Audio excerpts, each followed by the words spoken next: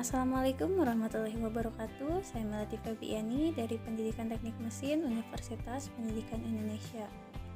Kali ini saya akan mempresentasikan salah satu proposal ide yang saya buat untuk memenuhi tugas dari mata kuliah konversi energi yang berjudul Pemanfaatan Energi Potensial Air Hujan menjadi Energi Listrik sebagai upaya pengembangan sumber energi alternatif. Bab 1 ada pendahuluan. Latar belakang. Krisis energi di era digital di mana sumber energi listrik menipis juga berpengaruh pada kenaikan bahan bakar, sehingga dibutuhkannya energi baru terbarukan penghasil listrik yang dapat menggantikan bahan bakar irreversibel menjadi bahan bakar reversibel. Salah satunya adalah dengan cara memanfaatkan energi potensial dari hujan untuk diubah menjadi energi listrik. Ada 3 poin penting yang melatar belakangi penelitian ini. Yang pertama dari kebutuhan listrik. Kebutuhan listrik sebagai sumber penerangan rumah tangga sangat diperlukan untuk kegiatan sehari-hari. Namun tidak semua daerah mendapat kontribusi listrik dari PLN, khususnya untuk wilayah pedesaan yang secara geografis terpencil atau tidak terjangkau oleh jaringan kabel distributor listrik. Selanjutnya, tujuan ke-7 SDGs. Tujuan pembangunan berkelanjutan atau Sustainable Development Goals yang sering dikenal dengan SDGs merupakan rencana aksi global yang dicanangkan oleh PBB dan telah disetujui oleh para pemimpin dunia. Dari ke-17 tujuan pembangunan berkelanjutan tersebut, salah satu di antaranya melatar belakangi penelitian ini. Tujuan yang dimaksud adalah tujuan ke-7, yaitu mewujudkan energi bersih serta terjangkau. Lalu poin terakhir ada dari potensi hujan. Indonesia sebagai salah satu negara yang terletak di rentang garis ekuator dengan iklim tropisnya dipastikan memiliki curah hujan yang cukup tinggi. Pulau Jawa sendiri memiliki rata-rata curah hujan 400 mm kubik tiap bulannya, menurut data dari BMKG. Curah hujan yang tinggi seringkali menimbulkan gangguan lingkungan, seperti tanah longsor, banjir, dan tergerusnya lapisan tanah terbawa oleh aliran air hujan. Sudah banyak usaha untuk mengurangi dampak kerusakan yang diakibatkan oleh erosi air hujan. Namun, yang berusaha untuk menampung dan memanfaatkannya sebagai energi listrik belum banyak dibudidayakan. Selanjutnya, rumusan masalah. Yang pertama, bagaimana variasi curah hujan di Indonesia? Yang kedua, bagaimana pemanfaatan air hujan menjadi sumber energi listrik alternatif? Yang ketiga, berapa daya yang dihasilkan oleh pembangkit listrik tenaga air hujan? Selanjutnya ada tujuan penelitian. Berdasarkan rumusan masalah yang tadi, maka tujuan dari penelitian ini adalah sebagai berikut. Yang pertama, untuk mengetahui variasi curah hujan di Indonesia. Yang kedua, memanfaatkan air hujan sebagai sumber energi listrik alternatif. Yang ketiga, mengetahui daya yang dihasilkan oleh alat.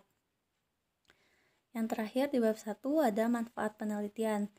Berdasarkan tujuan yang telah dijelaskan sebelumnya, maka manfaat dari penelitian ini adalah sebagai berikut. Yang pertama, bagi peneliti, pengembangan sumber listrik dari energi potensial air hujan sebagai energi terbarukan diharapkan dapat meningkatkan pengetahuan dan wawasan keilmuan peneliti. Yang kedua, bagi pemerintah, penelitian ini dapat dijadikan bahan pertimbangan untuk menindaklanjuti serta mengatasi adanya permasalahan mengenai energi terbarukan, serta menjadi referensi tambahan untuk pemerintah dalam tujuan pembangunan berkelanjutan di Indonesia. Yang terakhir ada bagi masyarakat. Hasil penelitian ini diharapkan dapat diaplikasikan di masyarakat, sehingga dapat mengurangi krisis energi listrik yang ada. Lanjut ke bab 2 ada tinjauan pustaka. Yang pertama akan dibahas adalah dari material piezoelektriknya itu sendiri.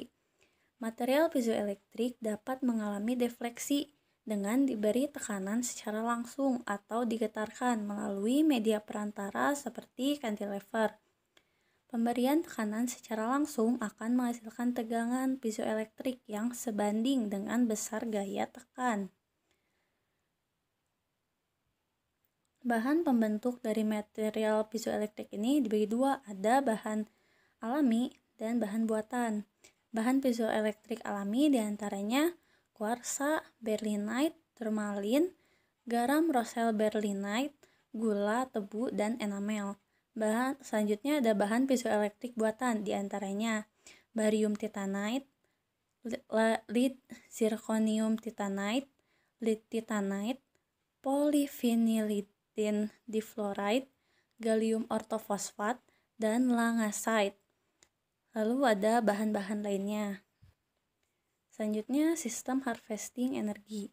Tegangan keluaran dari material piezoelektrik yang berupa rangkaian sinyal impuls tidak dapat dimanfaatkan secara langsung, sehingga dibutuhkan suatu sistem harvesting energi. Sistem harvesting energi terdiri atas buck converter, modul charging, dan media penyimpanan. Buck converter merupakan modul yang berfungsi mengkonversi suatu tegangan DC menjadi tegangan DC yang lebih rendah, yang memiliki tegangan dan arus tertentu. Buck converter dibutuhkan untuk menjadikan tegangan masukan yang berupa impuls menjadi suatu tegangan DC yang lebih kontinu. Salah satu buck converter yang dapat digunakan adalah MB39C811 menurut Elvi Yulia tahun 2016. Selanjutnya ada state of the art, hasil penelitian yang relevan. Penelitian dari Denny Almanda, Arwin Darmawan, Eri Diniardi, Syawaludin, dan Anwar Limar Ramadan yang berjudul Pengujian Desain Model Piezoelektrik PVDF berdasarkan variasi tekanan. Tujuan penelitiannya mengetahui perbandingan daya yang dihasilkan antara pengujian piezoelektrik menggunakan tekanan air hujan dan pengujian piezoelektrik menggunakan tekanan pegas dan putaran disk.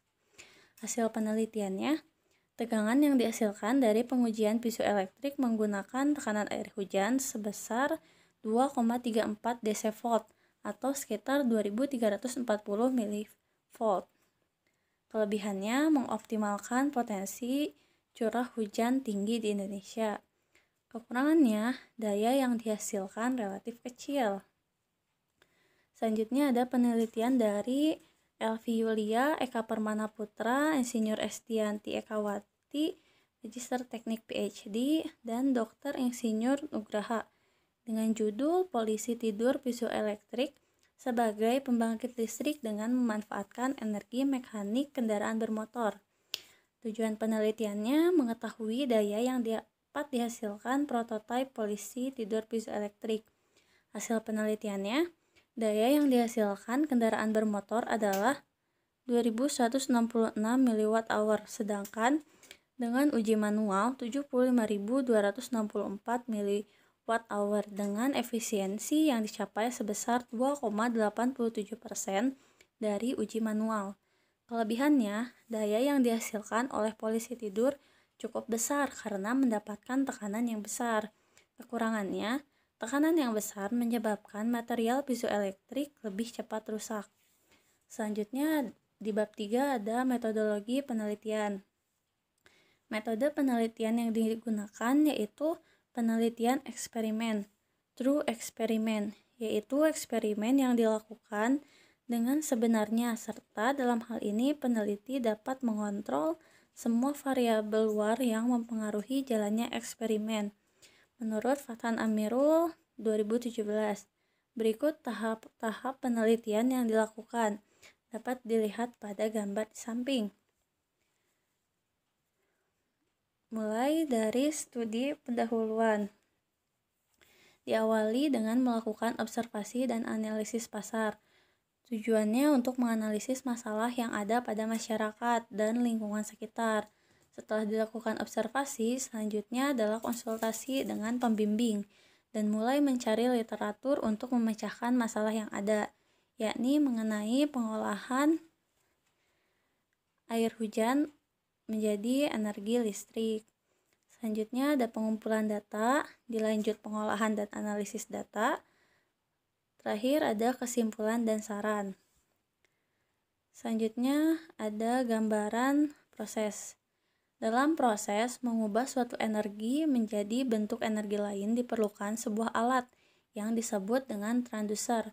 Dalam pengertian yang lebih luas, transducer kadang-kadang juga didefinisikan sebagai suatu peralatan yang mengubah gaya atau perpindahan mekanis menjadi sinyal listrik. Transducer piezoelektrik merupakan salah satu jenis transducer aktif. Sistem yang akan dibuat adalah seperti pada gambar di bawah. Energi source atau sumber energi, yakni dalam hal ini adalah piezoelektrik yang digunakan untuk menghasilkan tenaga listrik yang nantinya akan disimpan ke dalam energi storage atau semacam penyimpan tegangan. Output dari piezoelektrik itu adalah arus dengan tipe AC. Oleh sebab itu, penulis memerlukan rangkaian pengubah arus AC ke DC, yaitu dengan menggunakan rectifier circuit. Tegangan listrik yang telah tersimpan maka akan dapat digunakan ke berbagai aplikasi. Sebagai contoh yaitu LED, tetapi output yang akan digunakan haruslah disesuaikan dengan tegangan yang ada. Sekian presentasi dari saya. Wassalamualaikum warahmatullahi wabarakatuh.